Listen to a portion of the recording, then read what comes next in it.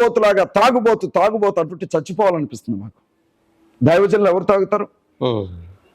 ప్రపంచానికి బోధించే వ్యక్తి ఆయన. హమారా ప్రసాద్ లాగా సాయంత్రం కాగానే వెళ్ళి కళ్ళు షాప్ దగ్గర కూర్చున్నవాడా? 100 కోట్ల రూపాయలకి ఆస్తిపరుడు. రోడ్డు మీద జర్నీ చేసేటప్పుడు ఎవడైనా మందు దాక్కుంటా తిరుగుతాడా?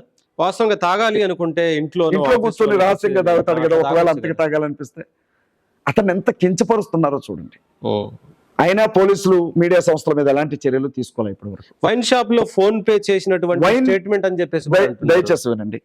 వైన్ షాప్ దగ్గరికి కొంచెం వెళ్ళడానికి ముందే ఈ విషయం గురించి మాట్లాడదాం. ఎస్ఐ గారు, ట్రాఫిక్ ఎస్ఐ గారు సుబ్బారావు గారు రావడం, ఆయన్ని బిగ్ టీవీ జర్నలిస్ట్ అడిగాడు, ఏమండి ఆయన తాగున్నాడా? ఇప్పుడు కోదాళ్ళలో మందుకున్నారు అన్నారు కదా, తాగున్నాడా అని అంటే లేదండి అట్లాంటి వాసన ఏం లేదు, ఆయన తాగిలేడు, కానీ బాగా అలసిపోయి ఉన్నాడు, డిగ్నిటీగా ఉన్నాడు మనిషి, నడవలేకపోతున్నాడు, రెస్ట్ తీసుకుంటారంటే పక్కన పడుకోమని చెప్పాం, అక్కడ పడుకున్నాడు.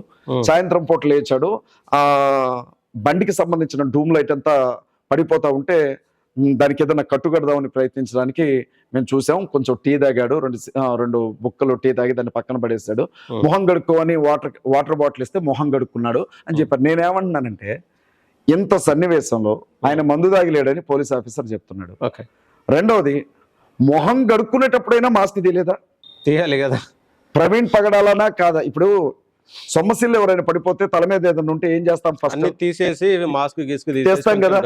4 గంటలు ఆ మనిషి అక్కడ పడిపోయి ఉంటే అంట వీళ్ళు ఎవరు మాస్క్ తీయలేదట, హెల్మెట్ తీయలేదట. ఎలా నమ్మాలి దీన్ని? రెండవది, ఇవాళ ఏఐ టెక్నాలజీ ఉంది, చనిపోయినటువంటి మనుషుల్నే ఉన్నట్లుగా చూపెడుతున్నారు. అలాంటిది ఒక వ్యక్తిని పోలినటువంటి మరొక డ్రెస్ వేసి ఒక వైన్ షాప్ లోనికి ఇంకొక వ్యక్తిని ముఖం కనపడకుండా పంపడం, అది ఎంత పెద్ద పని? అది పెద్ద పనే అని చెప్పి నేను అడుగుతా ఉన్నాను. అలాంటి హెల్మెట్ కాదు కదా, అది పెద్ద విషయం కాదు కదా. ముఖం కనపడకుండా చేస్తే సేమ్ పర్సనాలిటీ ఉన్న వ్యక్తిని మొహం కనిపించదు కదా, కనిపిస్తే అరే ఇదా అదా అని చెప్పేసి అనవచ్చు కదా. ఇవాళ వెళ్ళి న్యూస్ ఛానల్స్ వాళ్ళు వెళ్ళి ఆ బార్ షాప్ కుర్రాడిని అడిగారు, మీరు ప్రవీణ్ పగడాలని చూసారని. నేను చూడలేదండి అంటున్నాడు అతను. మరి రాత్రి మీరే మంది ఇచ్చారు కంటే ఎంతో మంది వస్తుంటారు, తీసుకెళ్తుంటారు, నాకు తెలియదు అంటున్నాడు అతను. తమ్ లైన్ లో పర్టికులర్ గా ప్రవీణ్ పగడాల ఇక్కడే మందు తీసుకున్నాడు, ఇదిగో ఇక్కడ ఫోన్ పే, దాని తర్వాత అని మాట్లాడుతున్నారు. ఇది ఎంత దారుణం. మీకు వ్యూస్ కావాలంటే, టిఆర్పి రేటింగ్ కావాలంటే ఇంకేదన్నా చేయండి. ఇది వ్యభిచారం కంటే దారుణం. చనిపోయిన ఒక వ్యక్తిని చంపుతున్నారు వీళ్ళు. ఆ హంతకులు మొదట చంపినారు అని అనుకున్నటువంటి వ్యక్తుల కంటే ప్రమాదకరంగా ఉంది వీళ్ళు చేసే పని. ఎంత దారుణం అండి ఇది. ఇప్పుడు ఆవిడ ఎందుకు ముందుకు రావట్లేదు కేసు పెట్టడానికి అంటున్నారు. కన్న బిడ్డ ఒకవైపు ప్రాణానికి ప్రమాదం ఉంది. ఈయన ఏప్రిల్ 17వ తారీఖున ఆవిడని అమెరికా తీసుకుని వెళ్ళిపోవాలి, వీసా కూడా రెడీ అయింది. 4 సంవత్సరాల పాప, ఆ పెద్ద పాపకేమో హార్ట్ ప్రాబ్లం ఉంటుంది.